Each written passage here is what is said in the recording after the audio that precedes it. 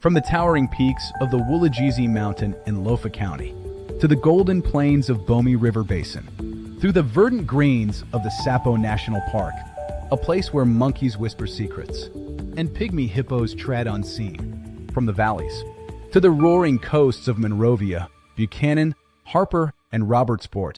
These are the voices that travel unfiltered, uncaged, and unstoppable. Welcome to the Liberian Voices Unfiltered, the platform where we speak the languages of the land, celebrate the cultures of our people, beat the drums of our tribes, and dance to the rhythms of our identity. This platform is more than just a broadcast. It's a movement, a megaphone for the people. No scripts, no sugarcoating, no stage management, just the truth, pure, bold, and proudly Liberian. Tune in, turn up the volume, and join your host, George Senator Sibo, the Pan-Africanist, shaking the mic, breaking the silence, and speaking for the nation and its people. The Liberian Voices Unfiltered. All hail, Liberia hail. It is raw, it is real, it is authentic. From the bushes to the beaches, this is our voices, our truth, and our story. It must be heard.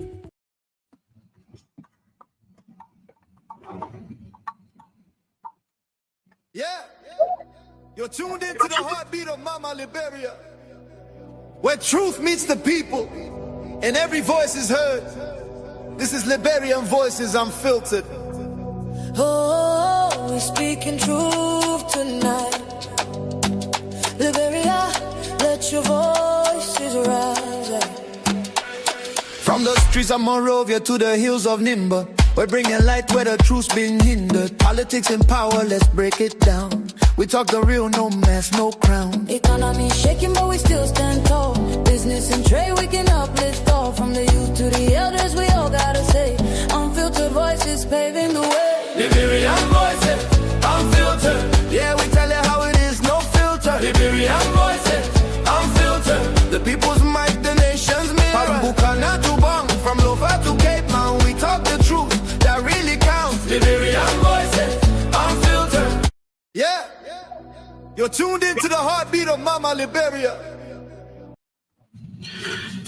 Well, good evening, fellow Liberians, wherever you are, regardless of your location. I say hello, I say good evening. If it is even in the morning to your location, I say good morning. And today is another edition of our program, The Liberian Voices Unfiltered. We have come again to bring you information that is raw, that is unfiltered, and information that Liberian people need to hear. So I'm asking you to share the live. Come on, so that we can discuss. When you look down on the live screen, I pinned the link. You can join the show if you want to join the show. I'm going to bring you in studio so we can discuss issues. And I would really appreciate if you can come on so that we can talk about some issue relating to the youth on this. And to also participate via WhatsApp, you can call 267. Make sure you add a +1 267 559 4052. Again, to participate on the show on WhatsApp, you can dial +1 267 559 4052. And I wish to have you guys on the show so that we can talk some issues surrounding youth unemployment. Our topic today is the urgent need for the government to create employment for the youth of Liberia. Our youth, they need job. Young people in the country need job. Our youth are so idle. They are getting involved with so many things that is going to affect the generation to come. If the government does not take steps and things to address this, we're going to have some serious issues in the future. So it is time for government to wake up. It is time for the government to wake up and address some of these issues affecting our youth. Yes, it is time for our government to wake up and address some of these things.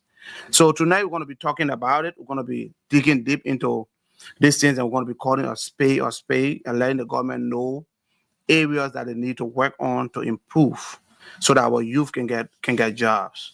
Liberia has so much potential, has so much things. Our youth are not supposed to be unemployed. Our youth not supposed to be unemployed. So join me tonight as we deep into this.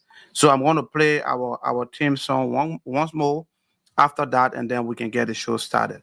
Please share the live, join the page, and like, comment. I'm going to be reading the comment. I'm going to be posting your comment out here. Anything you got to say about the topic, post it out there. Just be mature about it. Just be respectful about it. We will post a comment here. We'll talk about it. And then also, if you want to be part of the show, please join us. We can accommodate you. Come and give your thought on it. You can pop in for 2-3 minutes or 5 minutes. You give your thought. Then we can let it go. But it's about the youth. It's about young people like myself. This program, the Liberian Voices Unfiltered, is about the youth. Every day, every time we come here, our advocacy is going to be basically about the youth. Liberia has a very youthful population, and I'm going to show you the numbers. I'm going to tell you a lot of things that government needs to do right to help our youth, other sectors that they need to pay attention to. So I'm going to play the theme song once more after that, and then we're going to jump straight into the show. Yeah. You're tuned into the heartbeat of Mama Liberia, where truth meets the people and every voice is heard. This is Liberian Voices Unfiltered. We're speaking truth tonight. Liberia, let your voices rise. From the streets of Monrovia to the hills of Nimba, we're bringing light where the truth's been hindered. Politics and power, let's break it down. We talk the real, no mask, no crown. Economy shaking, but we still stand tall. Business and trade, we can uplift all. From the youth to the elders, we all gotta say, unfiltered voices paving the way. Liberian Voices Unfiltered. Yeah, we tell it how it is, no filter. Liberian Voices Unfiltered. The people's mic, the nation's mirror. From Buchanan to Bong, from Lofa to Cape Mount, we talk the truth that really counts. Liberian Voices Unfiltered. Your story, your power, your sound. Healthcare, education, yeah. You're tuned into the heartbeat of Mama Liberia, where truth meets the people. So, fellow Liberians, again, I want to say welcome to our show. As you guys are aware, before we always start our show, we usually start with something called food for thought. We always have our food for thought, which is a wise saying or a wise statement. So, and the food for thought is usually tailored towards our discussion. The topic on the discussion, the food for thought is going to be directed towards that topic. So our food for thought for today's show is this. So it says, a nation that refuses to employ its youth in it is a nation. I take it again. A nation that refuses to employ its youth is a nation actively preparing its own downfall. So if a nation that is refusing to employ its youth is a nation that is actively preparing a downfall. Liberia has one of the most youthful population in the world, especially in Africa. And we have our government are not doing much to employ and empower the youth. So as the saying goes, a nation that refuses to employ a youth is a nation actively preparing its own downfall. So that is our food for thought before we delve into our main discussion for the night. So, fellow Liberians at home and in the diaspora, welcome to another powerful edition of the Liberian Voices Unfiltered, the platform where we speak the truth boldly, honestly, and without fear or favor. Tonight, we confront one of the most pressing and unavoidable realities of our nation, a reality that affects every community, every household, every family, and every future generation. Today, we'll be discussing the responsibility and the urgent need for the government of Liberia to create employment opportunities for the youth. That is what our topic is going to be focused on. As we all know, Liberia is a youthful nation, not just in population, but in talent, and creativity. According to our 2022 National Population and Housing Census, over 74% of Liberian population is below the age of 35. The youth age group between 15 to 35 alone account for 41% of the country. So between the age of 51 to 35, it accounts for 74% of the total population of the country. So our country is a very, very youthful country. This means that Liberia is a youthful country, of course. Our young people are supposed to be our greatest future asset. But this can only become a reality if our youth are in power today. Remember, if our youth are not in power now, they will become the nation's greatest challenge in the nearest future. As you all can bear me witness, Kuch, spark and dye, including other harmful and deadly substances, are destroying the future generation of our country. And if urgent and responsible steps are not taken by the government, the community leaders, the religious leaders, as well as civil society groups, a whole generation will be wasted and lost. Today, we will be breaking down what this means to all well-meaning and patriotic Liberians.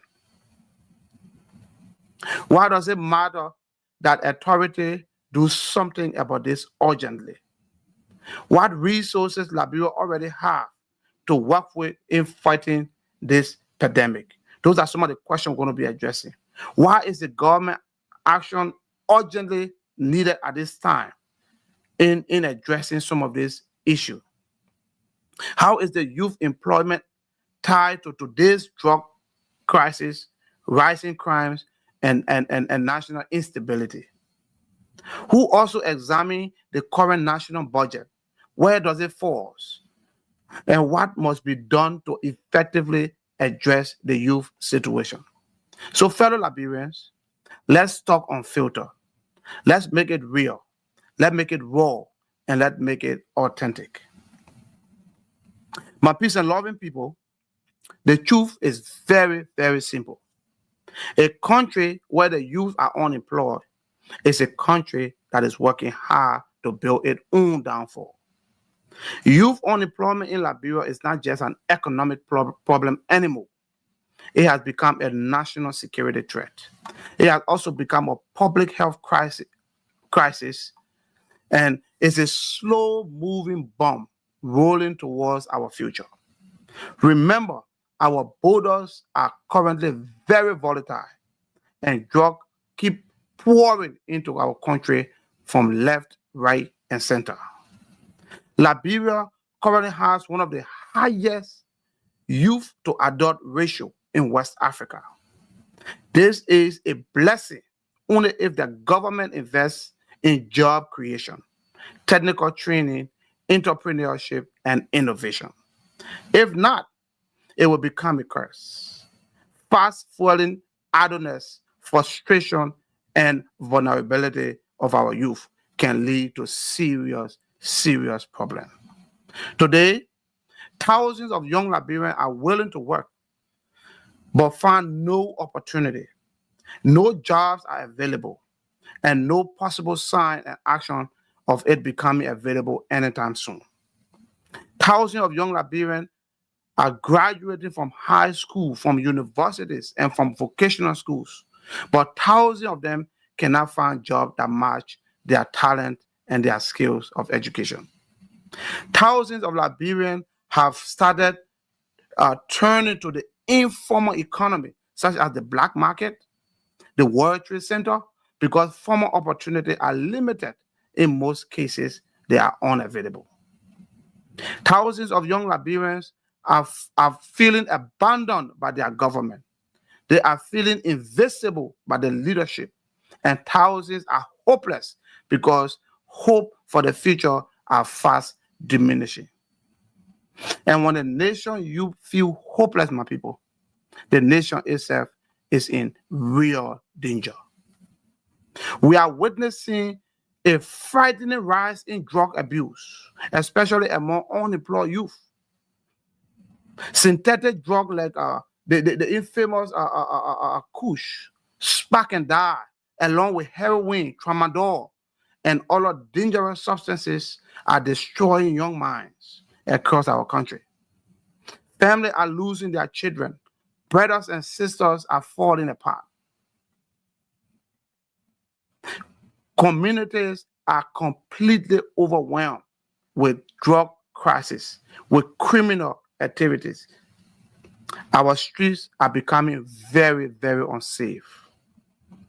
The nation is losing its future generation. Fellow Liberians, I came here today now to let you know that this crisis did not begin in a vacuum.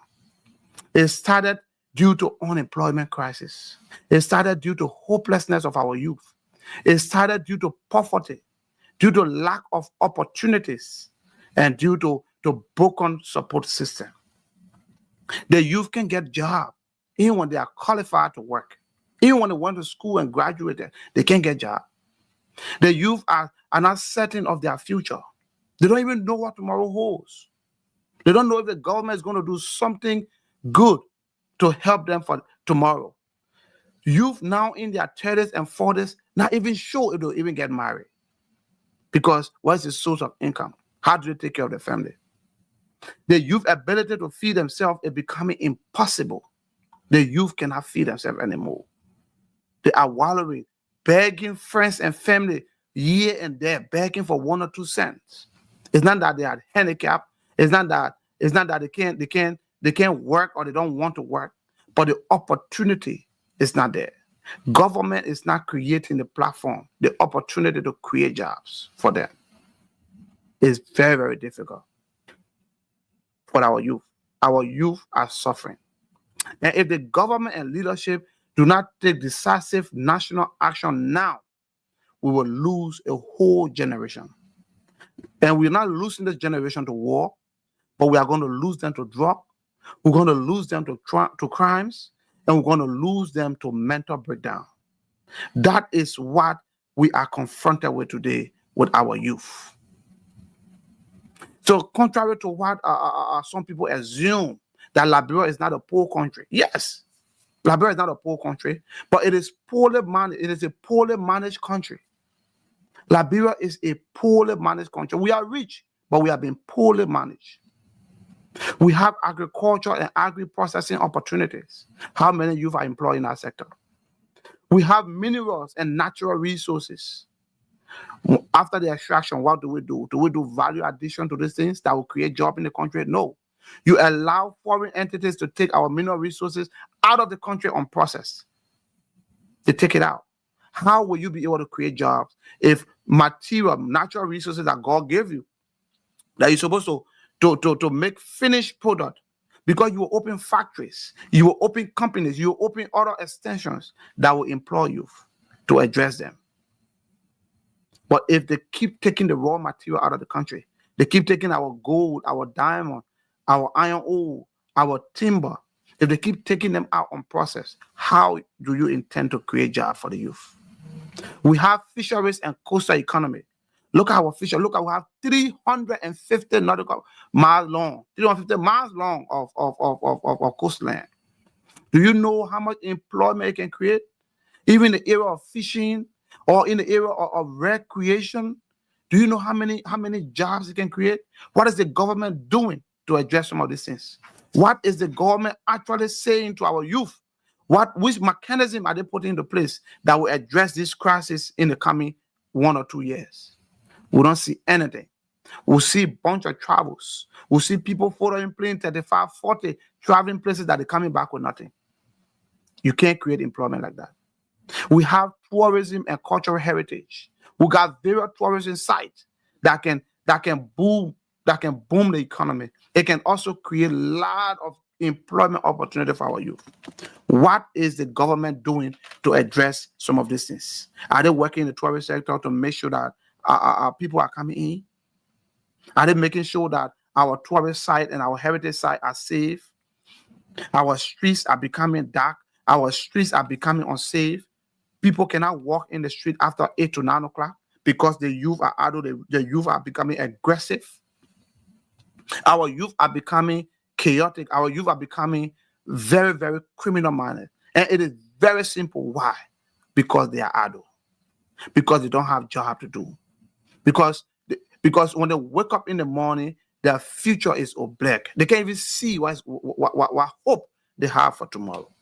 Is that how we're going to proceed as a government? It's wrong. This is wrong.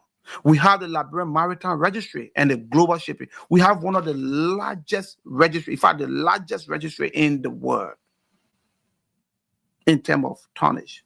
We can create. What are we doing to create jobs? Seafarers. How many seafarers are we training? What negotiation are we having with ship companies, with those ship owners to employ Liberians on board? Other countries did it. Panama. Look at the Panamanian. The Panamanian are all over on these ships. And the bad thing is that they don't even speak English. They had to learn English. Liberian, our first language is English, which is the global maritime language. We have an added advantage already. We can speak English. We can write English. It will take us nothing to work on board the ships. We don't have to go learn any more English. How long will it take the government to realize that the Liberian Maritime Program needs to be run by Liberians? Why is LISCA being operated from America? Why will you take our national treasure from the country? Okay, let's assume that it was because of war. The war is over. Why can't LISCA operate from Liberia? Why should LISCA be running from the United States? Why they employing American, employing every other nationality? And then Liberians cannot get meaningful employment to pay people. There are people in LISCA that run our program that make more than $150,000 a year that Liberians could be benefiting from. You took the program, you give it to foreigners. Okay, when are we taking our program back from the foreigners? You guys want to renew a contract. That is wrong. That is bad. You're not going to create jobs. You are taking jobs away from Liberians. You are taking jobs away. And our youth are becoming idle. Our youth are becoming hopeless. When people are idle and hopeless, they become the devil's workshop. And the devil's workshop, you know what happened in the devil's workshop. I don't need to tell you further. They become arrogant. They become vulnerable. Anybody can use the youth to do anything. Anybody can use the youth to do anything. Mr. President, you need to wake up. Look at areas. Look at the national budget. What happened to it? What have we done to help improve our youth? Our young human capital they are hungry. They are ready and eager to work. But what have the government done and the leadership done to create jobs and employment opportunity for the youth? What are they doing? The answer is nothing significant. They have done nothing significant. Liberia as a nation is very blessed. What we lack is not resources. What we lack is planning. We lack planning. We lack leadership. We lack investment. We lack infrastructure development. We lack financial architecture to empower the economy.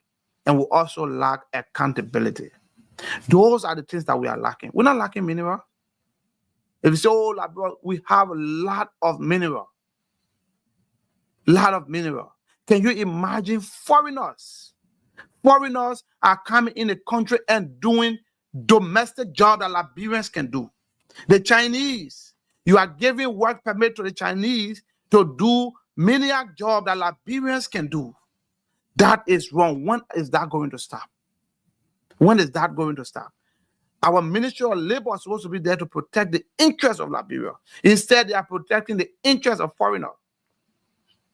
Our labor ministry. Well, and when they are not in government, when you hear them talking, when they are not taking government job, when you hear them explaining, telling you how to transform the Raktas and the Boktios, but unfortunately, give them the job. Give them the job. They begin to sing hallelujah, amen song. They begin to worship the president, even when the thing is wrong. Liberians, when are we going to wake up? When our government is going to do something significant? I tell people always, leadership is not just about you. It's about what people will do or what people will see if you leave. Your legacy, what they will see. So if this government is serious, if this leadership really mean business to address the youth unemployment epidemic in the country, they can use other sectors like I mentioned. There are so many sectors that I just talked about. Agriculture and agro-processing. This sector alone can create tens and tens of thousands of jobs for young Liberians. If the government invests in rural infrastructure, in storage facility, and the establishment of farmer cooperatives, these things can boom your economy. It can create jobs if the government tend to do that. Let us look at the area of construction and infrastructure, road building, housing project, sanitation, water and public facility. They don't only just create jobs. In as much as they create a lot of jobs, but not only jobs they can create, they can also be used to improve skills and foster trade and commerce. The government must incorporate youth apprenticeship in all public contracts. All of the public contract, if you are signing public concession, incorporate youth apprenticeship. There must be a program in it that the youth must go and work. Other countries have done that and it succeeded. Liberia is an exception to success. Then look at the area of RTC and digital skill. Today, world is pure digital. Everybody going digital. As you can see, I'm digitally being viewed. I'm speaking to you digitally, sitting from right in my living room, from the comfort of my house. I'm addressing you. That's what the digital system brings about. Today, like I said, the world is digital. Youth can work for global companies from right in Liberia. You can stay in Liberia and work for other companies. From the comfort of their home, they can do that. The government just need to provide the rightful training. They also need to provide cheap internet, and they also need to do connection and create partnership with other entities. You need to prepare your youth. Create programs, training programs that will help the youth. It's not just going to classroom and learning about John Kessel and learning about murder in the cassava patch. Even though those things have done nothing for us, but we still have it in our curriculum today. There is a need to revive our education curriculum. Go back in it. Include vocational skills within the curriculum. Include day-to-day activities within the curriculum, IT skills, health practices.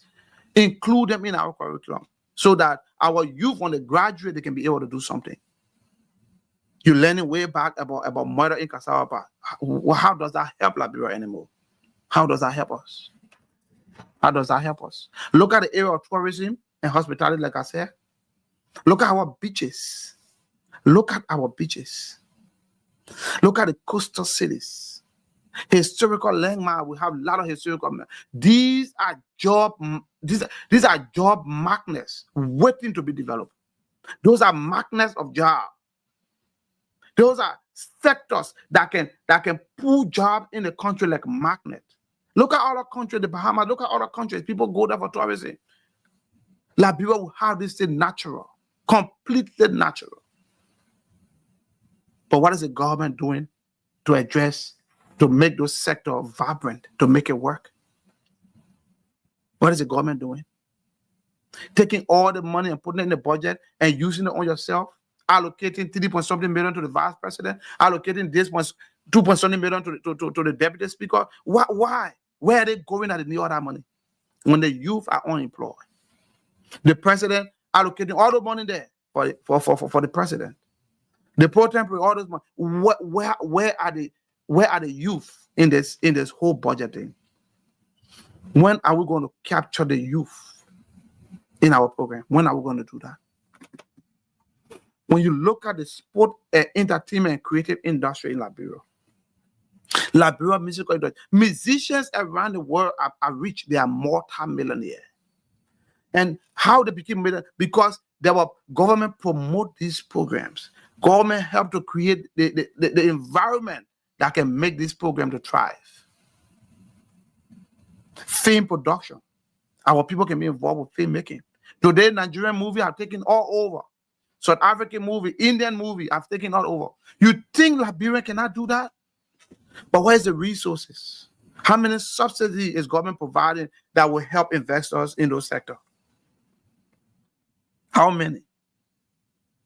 Sport, football, our dear sport, football. Football players around the world, they are multi-millionaires. I don't even need to emphasize on that. See how much money footballers are making.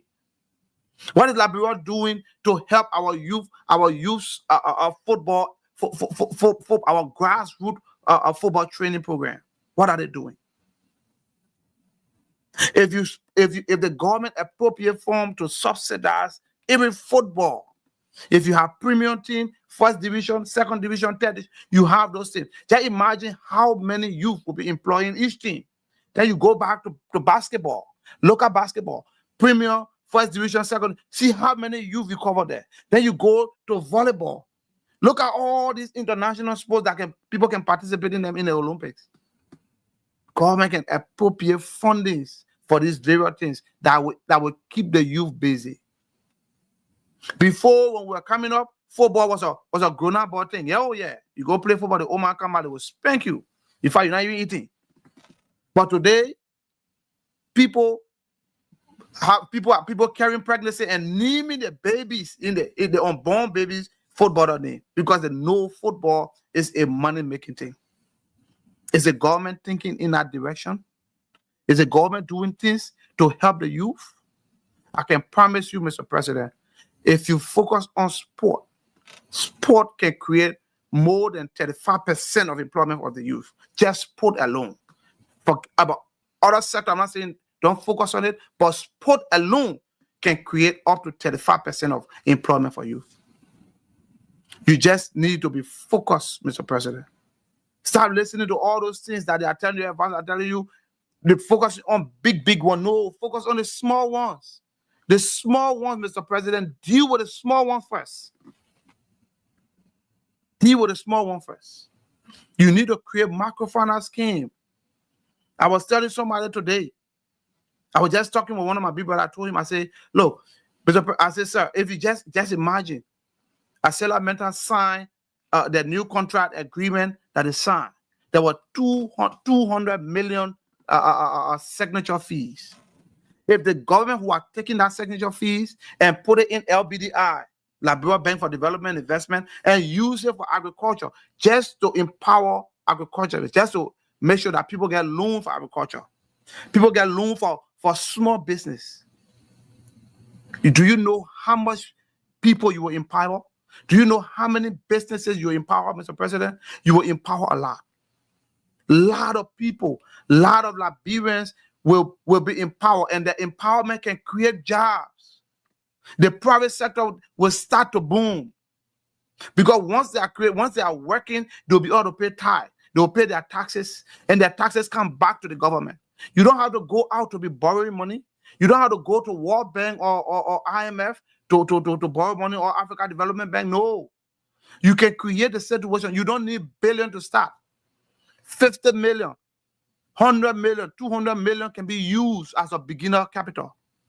Put it in the bank. People go through the normal banking process to acquire loan, do application, go veteran. People put in collateral based on what you want. Those money will help empower the people, Mr. President. It will create jobs opportunities, and your people will be employed. The youth will stop running behind kush. The youth will not be sparking and dying. The youth will not be taking tramadol. They will be focused on getting up in the morning and going to work, Mr. President. That's what they'll be focused on. Create that environment. Don't say, oh, the place is peaceful, people need to go do business. How do they generate the capital? Look at the United States where we are. Funds are available in the banks. If I need loan today, 50,000 loan, I go to the bank, I will get the loan. What are we waiting for? We don't need billion to do that. We can start small. You can even take 10 million, 5 million and put in the bank. That can start moving the private sector. People can start investing, going for loan and investing and creating job opportunities. And they're going to be employing the youth, Mr. President. Government must make, like I said, government must make access to loans and grants available in private sector for businesses, startup. Government needs to do that. You can do that, Mr. President. Because all of us remember during your campaign, during your campaign, President Bouakai, you promised massive youth empowerment program. Those were headlines on your campaign. Massive youth empowerment program. We're clocking 2 years now. What is going on, Mr. President? Have you forgotten your promise? We understand road is not a bad thing. Road is good. Yeah, we need road, we need water, we need things. But the people got to eat. The youth got to get jobs. They got to eat. You can have the funniest road when no food in your stomach. You're not going to walk on that road. You need jobs. You promised massive youth empowerment program. You promised job creation initiatives. Those are part of your campaign promises, Mr. President. You promised us job creation. You promised TVET program. You said the TVET program is going to be robust. What is happening today? Our technical and vocational program, what is happening? You promised entrepreneurship and small business support. What's happening?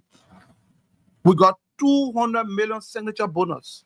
You took it and put it in the budget so that they can distribute it among those lawmakers, those senators, and your government officials. It's not going to help the economy. You're not doing things that will leave a legacy, Mr. President. A legacy is what you need. You're an old man now. You're an old man. God can decide to call you at any time, like he can call any one of us at any time. Which legacy are you going to leave? What is that legacy you're going to leave, Mr. President? You're not creating any meaningful thing for the youth.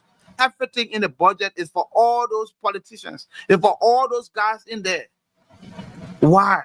Our youth are being left out, Mr. President. Our youth are being ignored. Our youth are being neglected.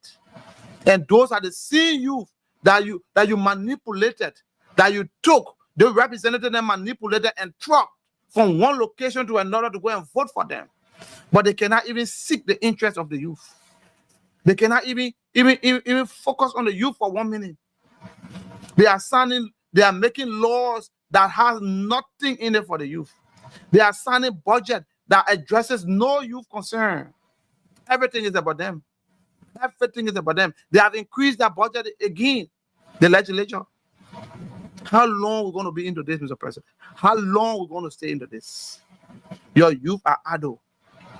Your youth are hopeless. Your youth needs direction. They need direction, Mr. President. They need direction. And these are some of the bold commitments, but the youth are still waiting for full implementation. Because all these things you promised them. You promised youth-centered governance approach.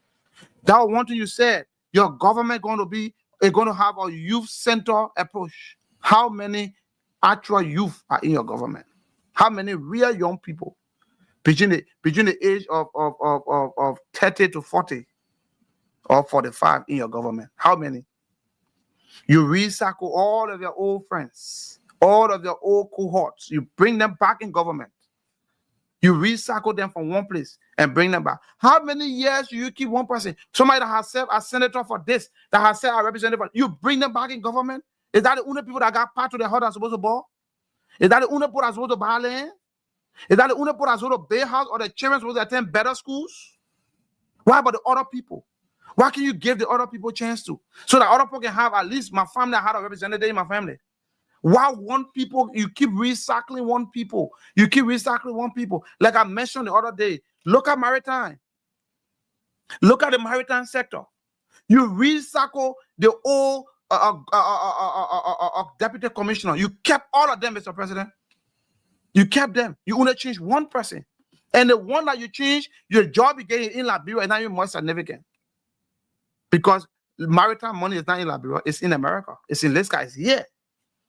Liska got the money. So if you change the deputy commissioner in Liberia there, you think you have done what Napoleon did not do, that's the wrong thing you have done. Those guys in America here that have spent 25 to 30 years on the job, you need to change them, Mr. President. They're not the only one that's supposed to make $25,000. They're not only the one that's supposed to make $15,000. All the Liberians should make that money too. They're not the only Liberians that went to maritime school. No, there are more. Look at the Deputy Commissioner for Finance, Reeves. That guy has been in the place for almost 25 to 30 years. Why are you keeping him there, Mr. President? Is he the only financier? Is he the only man that knows how to calculate money?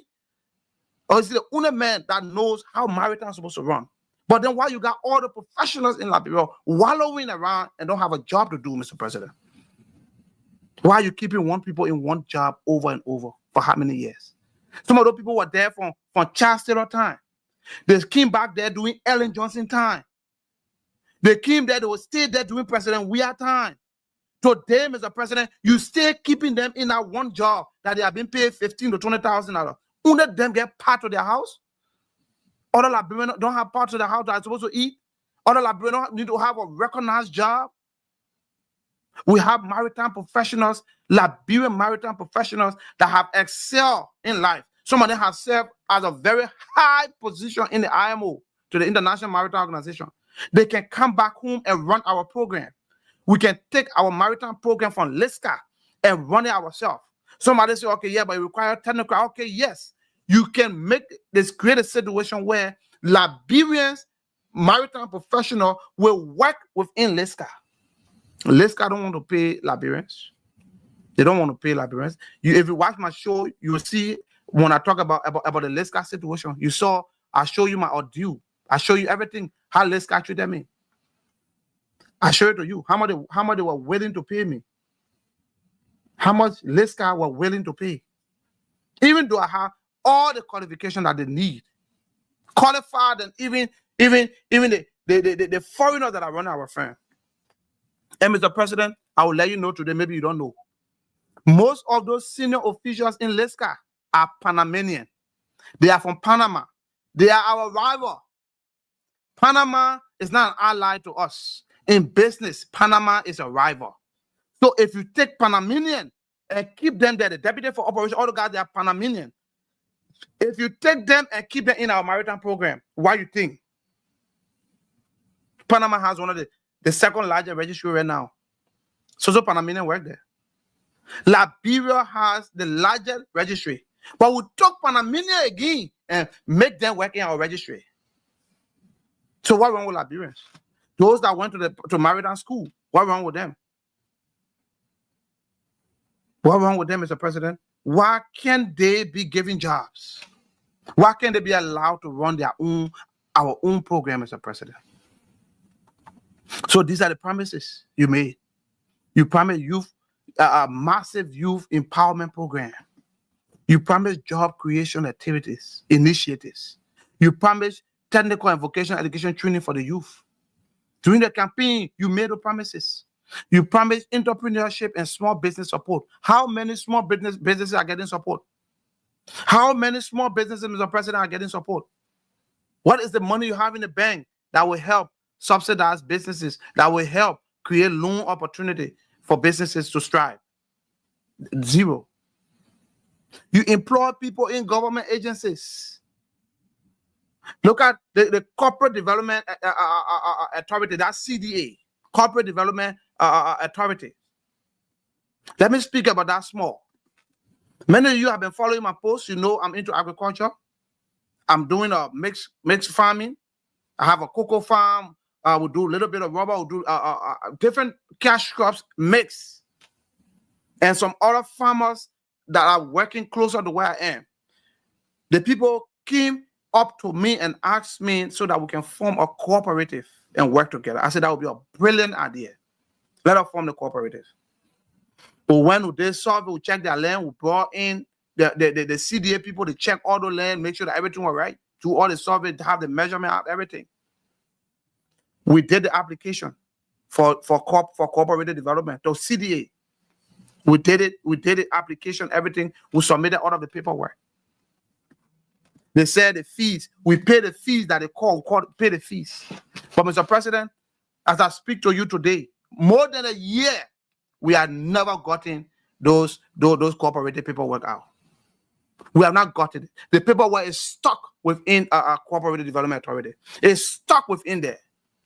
How is that how you're going to run the government when certain area don't want to function? And people forgetting to know it's not every government entity that is a money generating entity. No. This is the dilemma that CDA is facing right now, the cooperative development authority. Right now, they are fighting hard so that they can be a money generating entity instead of being a supportive entity to farmers. How can you be encouraging farmers? How can you be encouraging farmers to form cooperative and you want them to pay you huge amount of money? According to them, the fees were $50 for application fee for cooperative establishment. We pay that money. Later, we know that they came up now, they're even arguing on the fee should go to $150 to $200. You are encouraging people to form cooperatives and do work. Instead of you providing subsidies for them, instead of you providing agricultural material for them, you want them to give you all the money. You're talking about poor farmers that don't even have money to buy fertilizers. You are talking about farmers that don't even have money to buy seed for their crops, for their plants. But you want them to take $150. That is almost 2 years of their proceeds that they will sell and give it to you to register a cooperative. Does that make sense? A government that wants agriculture, that pass agriculture in the arrest agenda, number one, agriculture. But you have supporting entity, Mr. President, like the Cooperative Development Authority. They are not supporting anyone. They are not doing anything. Our applications are stuck in there. No one can get it out. They have not denied the application. They have not approved the application. Our applications are in there. More than a year, we can get here, we can get it. I have called to that place. I have sent people to that place many times. Nothing who can come out. The last time when my brother went there, he said people were fighting over office. Who want a bigger office? When they move from that small office to the big one, they are fighting over office. Somebody want an office to be facing the street, while the other one. Look at the kind of unserious people that you put in government, Mr. President. But you have an arrest agenda. That agriculture is one of the major pillars. But you have agriculture supporting entities like the Cooperative Development Authority that is doing nothing to help the people move forward. That is shame. It is laughable. It is embarrassing, Mr. President. You need to move around your ministry. You need to have an oversight over this thing. You need to have an oversight. Your cooperative development are not doing nothing. And I'm going to send my brother there to go get my paperwork from there. Then they can't approve it. They can't deny it. I'm going to get my money that I pay there. I'm going to get all my application and take it from there. It doesn't make sense. You're encouraging people to do agriculture. Then you want people to pay you money. For what? Instead of you giving the people money to help them buy seed, to help them buy a rainbow colaces, hook and colaces. Instead of you giving them fund for that, you are asking the people to give you $150 to $200 United States dollars to form cooperative. Does that make sense? Instead of you begging the people to form cooperative, asking them, encouraging them to do it, you telling them to give you money in order for them to form cooperative. Just listen to that thing. That is where the Cooperative Development Authority stands, Mr. President. We can't get our paperwork. The paperwork is in there for more than a year. We can't get it out. So we are not an established cooperative. We are not, we can't get nothing. Nothing. Those guys go to work and fighting over office space. That's what they do. Sometimes they don't even go to work. That is why we are confronted with Mr. President. Like I mentioned, look at our budget. They proposed 2026 a national budget. I wish they presented 1.2 billion. Yes, their budget is supposed to be used as a tool for transformation for the youth. But critics like myself have always said it's not working. The youth employment program is underfunded in the budget. Your TVET program, the technical and vocational program, is a skills development. It have no major nationwide financial push. It does not reflect in the budget at all. Community employment program lacks skill. Nothing is in your budget. It's not reflected there. You talk about addiction, rehabilitation, and mental health services. They are almost non-existent in your budget. They don't cover that. You cannot just be fighting drug when you don't have the means to rehabilitate the people. Drugs is an addiction. Drugs can get people addicted. When people get addicted, it is involuntary. They do it, they don't even know what they are doing. So that's the reason why they need rehabilitation. Government should build rehabilitation center. You fighting drugs without rehabilitating the people, you are wasting your time. They will go right back into it. They're just waiting for the time and the season to get back. You should have your advisors around you, Mr. President, guiding you through the steps. They should have professionals in those areas. You have a lot of people that don't even have those thought, those understanding of how those things work. But they're behaving like they know what they're doing, but they know nothing. You think arresting them and putting them in jail after 2-3 days free, they're going to make them to stop taking in drugs? No. You just hibernated it. It's going to wake up tomorrow morning. You need to create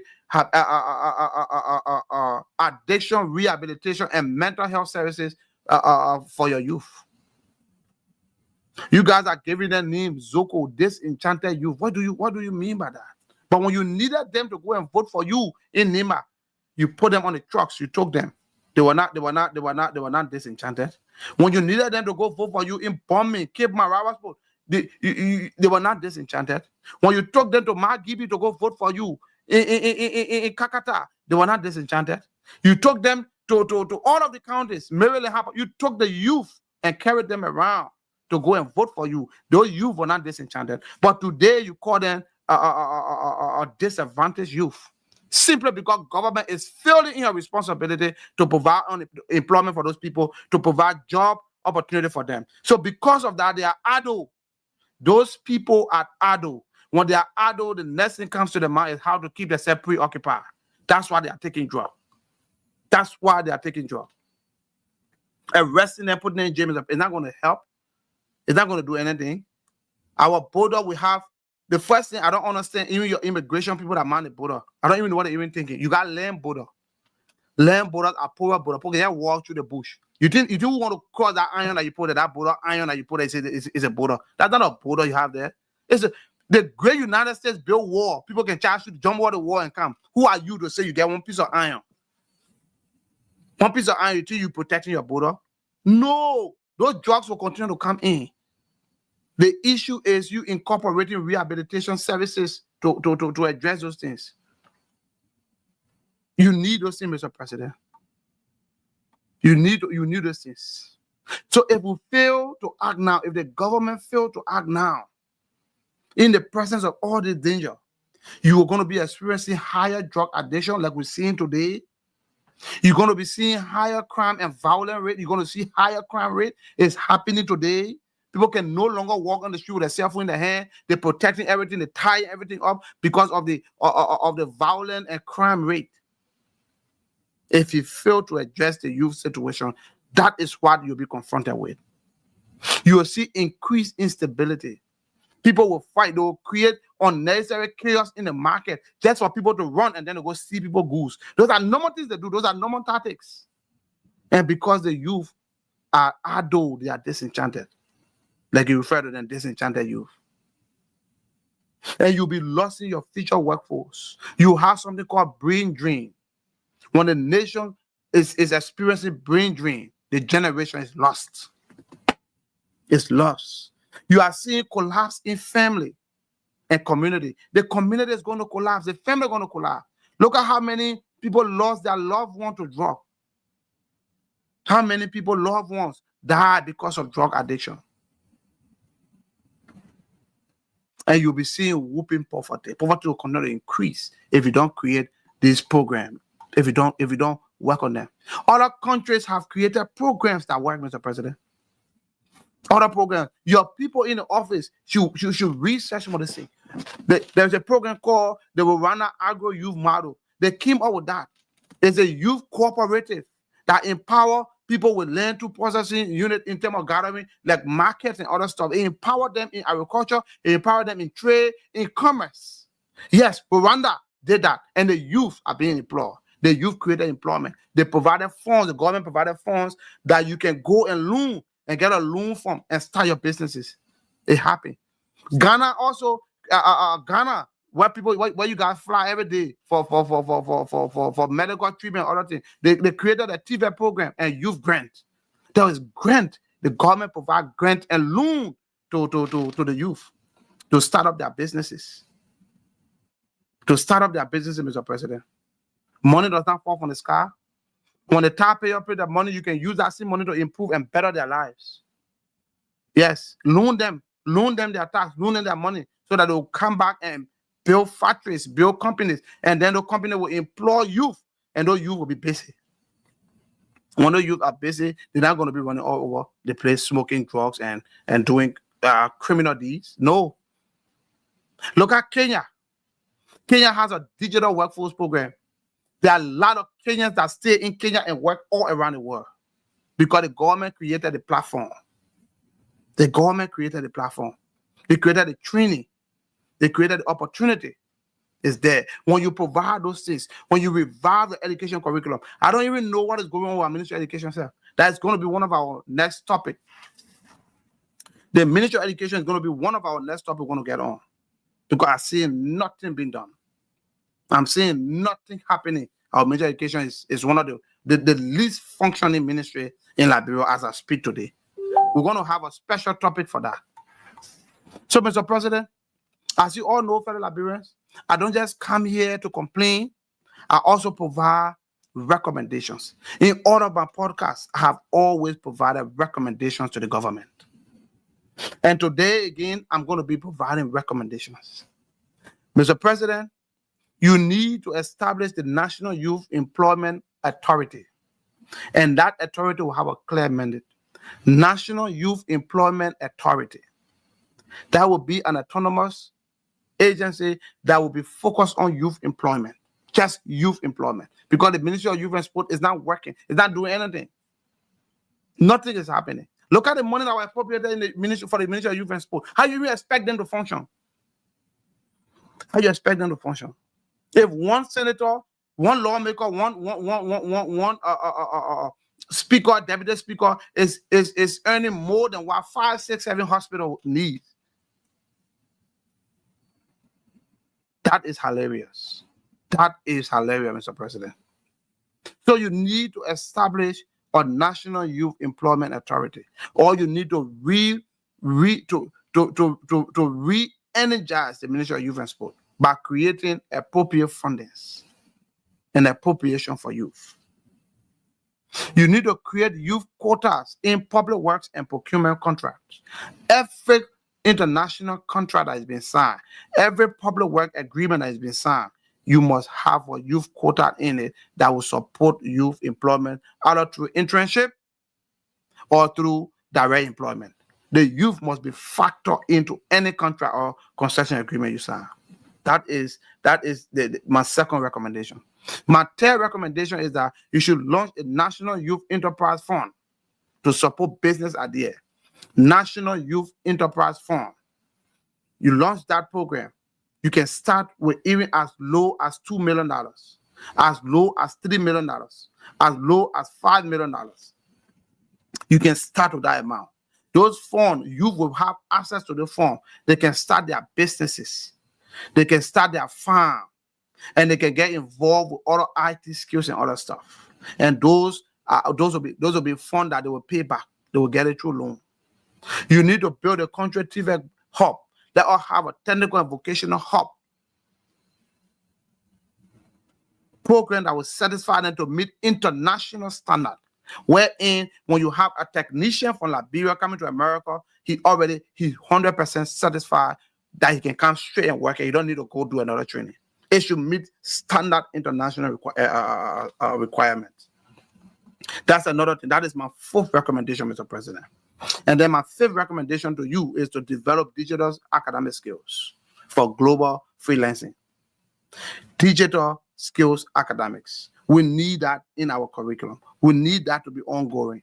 Not every day we go in the classroom and learn about John Kisser. John Kisser played his part, but that was then. We're talking about today.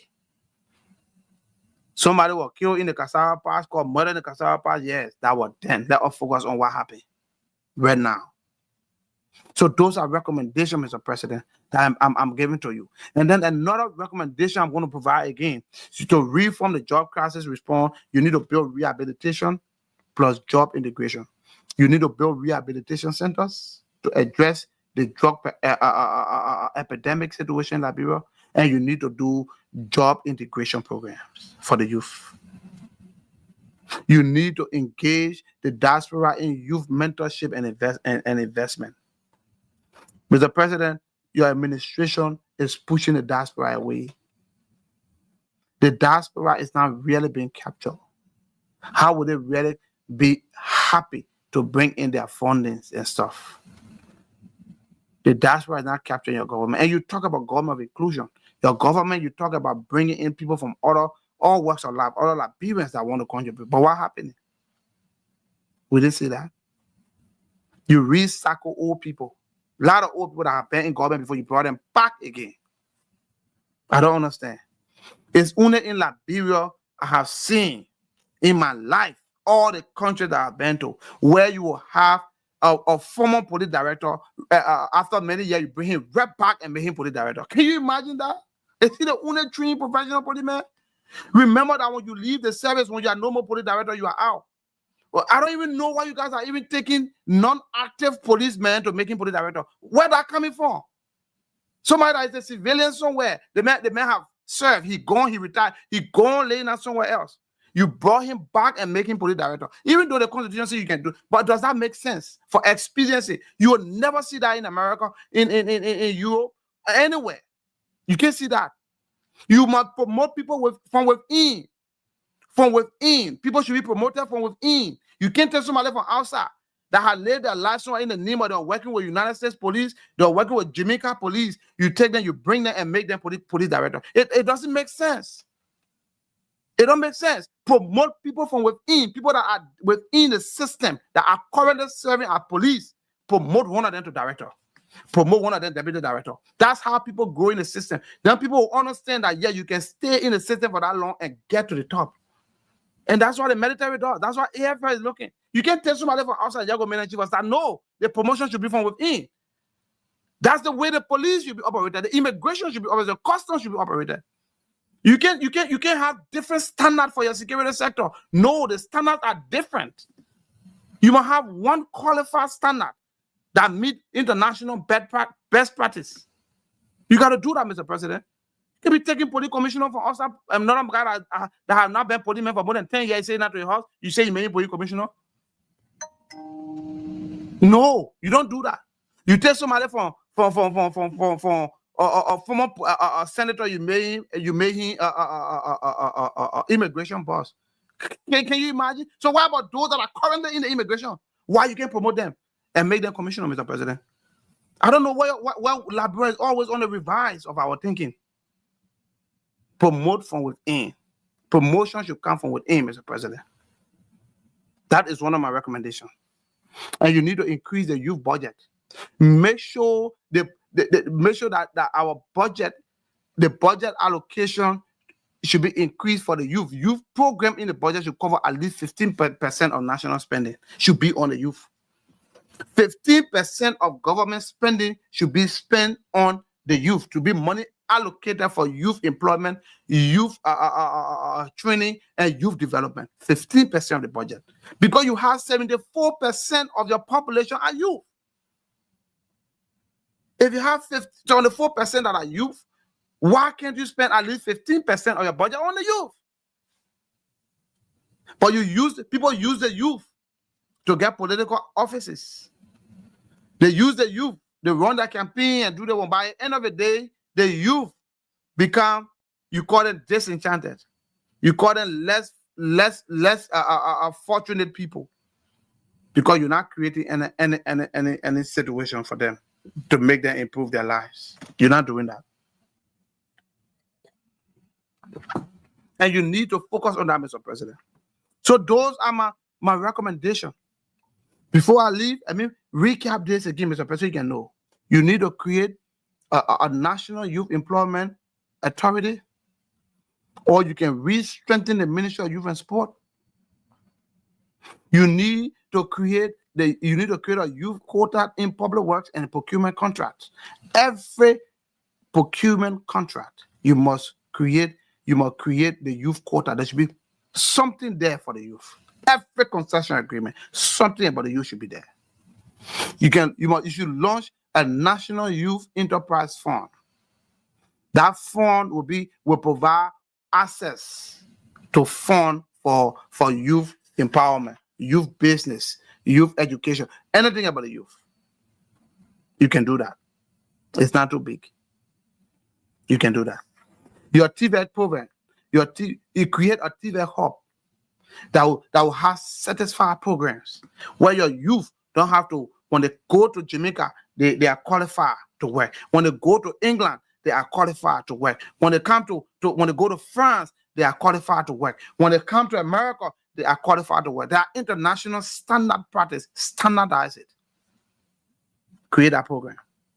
And also create a digital skill academics. Include digital skill in our academics. Let them revive our curriculum. Take all the old stuff that we don't need. Take it and work on contemporary things. We need one. You need to build rehabilitation centers. It's not just to fight the drugs. Fighting drugs means you are fighting it from the treatment facility to create a facility, a rehabilitation center that will address youth drug crisis. Engage the diaspora.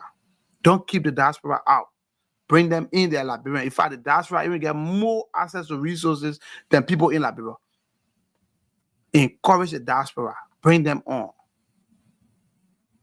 And then lastly, you must increase youth budget allocation to at least 15% for national spending.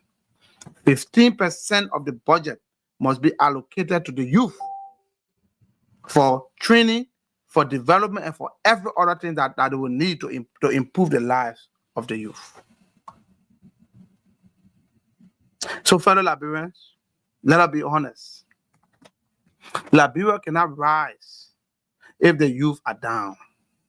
The nation cannot go anywhere if our youth are not being protected. Our youth are not being uplifted and elevated. No economy can grow when its largest population group is unemployed. Addiction or ignore. When the youth are ignored or they are being addicted to drugs, the economy cannot move anywhere. No nation can progress when its future leaders are abandoned today. Abandoning the youth today means you don't have a future for tomorrow. The duty and responsibility and the urgency now lies with the government of Liberia. The youth are not asking for miracles. They are asking for opportunities. They want to learn. They want to work. They want to contribute to their nation's development. Our leader must act now, not next year, not after the next committee meeting or so. Act now. So, my fellow Liberians, this is the Liberian Voices Unfiltered.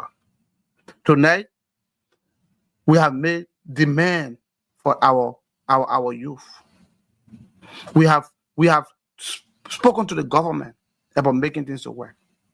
And our final demand to the government of Liberia is to invest in the youth now, or you lose Liberia tomorrow.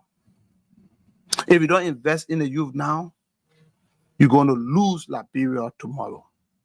When the youth are not employed, they become the devil's workshop. Look at what's happening. For those of you that follow the news today, look at what happened in Guinea-Bissau. The military have taken over. In Guinea-Bissau, the military has taken over. Look at your neighbor Guinea. The military has taken over.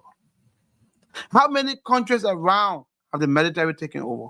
What do you want to see that you need to work in line to get these people work to where they're supposed to be? How many more examples you need to make sure that your military is well taken care of? That you are paying them, you are meeting their welfare, other things. You will never hear anything about coup or something in America or Europe or so. No, because their security sector is prioritized. In fact, they are considered first-class citizens. When you serve the U.S. military, when you go in the store to buy, they get something they call military discount. They give you military discount because they appreciate your service. The government appreciates your service. The people appreciate your service. And they only do that because the government held them with high standard, pay them good money, put them in good facility to live, and provide them with better training. If you can't take care of the military, you can't take care of the security sector, you can't take care of the youth, what do you think you're heading to? You are heading to disaster. You are heading to a disaster, Mr. President. A hint to the wise is quite sufficient. A hint to the wise is quite sufficient. Ladies and gentlemen, I say thank you, and I ask that you follow our Facebook page, Liberian Voices Unfiltered. Subscribe to our page, like our page, give a comment, give a review of the video. Let us know how we can improve. And keep on following us. We appreciate your time. We say thank you, and God bless you. Have a good night. From the towering peaks of the Woolajezi Mountain in Lofa County to the golden plains of Bomi River Basin, through the verdant greens of the Sapo National Park, a place where monkeys whisper secrets and pygmy hippos tread unseen, from the valleys to the roaring coasts of Monrovia, Buchanan, Harper, and Robertsport.